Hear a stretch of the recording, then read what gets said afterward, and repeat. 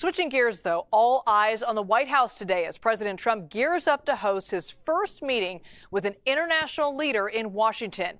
In just a few hours, Israeli Prime Minister Benjamin Netanyahu will sit down with Trump to discuss the second phase of the hostage negotiations with Hamas. CBS News senior White House correspondent Weijia Jiang joins us now for more on all this. Weijia, great to see you. What details are we learning about this meeting happening later on today?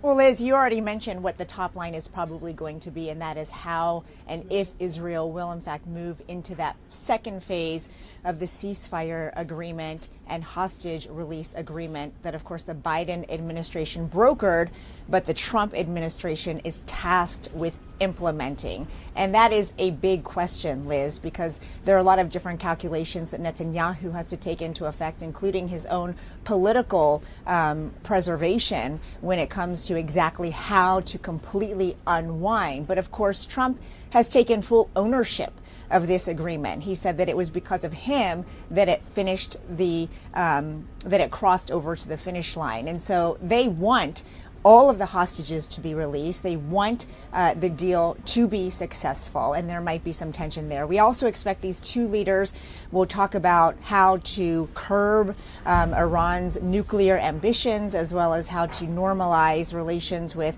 Saudi Arabia. But Liz, I think what's really important here is just the fact that Trump has chosen to host Prime Minister Netanyahu in Israel as his first meeting with any world leader, because that really is meant to set a tone for a focus on his foreign policy. Of course, Biden chose Japan, and then we saw 4 years of several different actions to really strengthen ties with allies in that region to combat China. So this is much more than just any meeting. It's not just about the U.S. and Israel. It's about Trump's priorities as it relates to the international stage. And ahead of this meeting with Netanyahu, Weijia, President Trump will sign several executive orders about the U.S.'s involvement in the Middle East. What more do we know about those orders, and how is this going to impact his conversation with Netanyahu? Well, the main order that we have been reporting out this morning is against Iran. Again, it's all about Iran's ambitions to create a nuclear weapon, and the Trump administration says they are going to put a maximum pressure on campaign on Iran to make sure they block any pathway to any such weapon. And so they are going to be enforcing strong sanctions on oil exports from Iran, really trying to hit their purse strings. And this certainly will be a big conversation between Netanyahu and Trump, because there are other conversations happening in Israel about whether that is enough and whether there ought to be more, perhaps a preemptive strike against Iran. And so the two leaders will have to discuss that as it relates to all of the countries in that region, and certainly national security here at home, too. And Weijia, I want to make sure we talk about tariffs. China imposed retaliatory tariffs after Trump's tariffs went into effect last night. Can you walk us through the back and forth between these two leaders?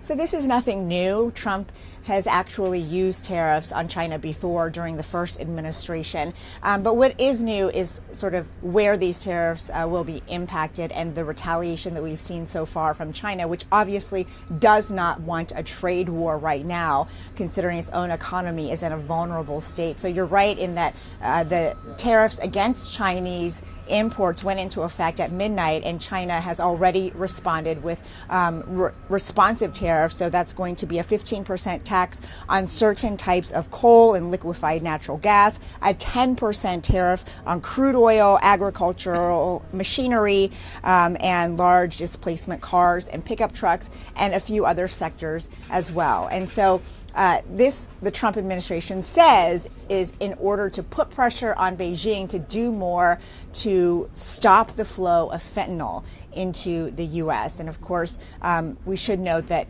in the previous administration, Biden and Xi Jinping did sign an agreement in November of 2023 to try to do just that by limiting the amount of ingredients for fentanyl that China can export to other countries. But we should also note that there has not been a substantial decrease in the amount of fentanyl seizures since that. And so that is why Trump is saying they clearly have not done enough and need to do more to stop this deadly drug from coming in. We'll see how and if China responds. But, as far as more tariffs, at this point, we haven't heard about another step from the U.S.'s part to respond to the retaliatory tariffs.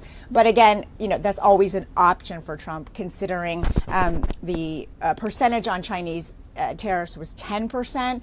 On Mexico and Canada, it was going to be 25%. So that's just an example of sort of the wiggle room that administration might have to raise the percentage even more. Weijia, just moments ago, Secretary of State Marco Rubio addressed reporters during his visit to Costa Rica, and he commented on El Salvador's offer to accept and imprison U.S. criminals. We want to play back that sound and then talk on the other side. And that's an offer President Bukele made. Obviously, we'll have to study it on our end. There are obviously legalities involved. We have a constitution. We have all sorts of things. But it's a very generous offer. No one's ever made an offer like that. And to outsource at a fraction of the cost, at least some of the most dangerous and violent criminals that we have in the United States. But obviously the administration will have to make a decision. I raised it yesterday because it's an incredible offer and an unprecedented one. Weijia, can you walk us through what this offer was to take in U.S. prisoners and have them actually imprisoned in El Salvador? What does that country get out of this? What is this arrangement?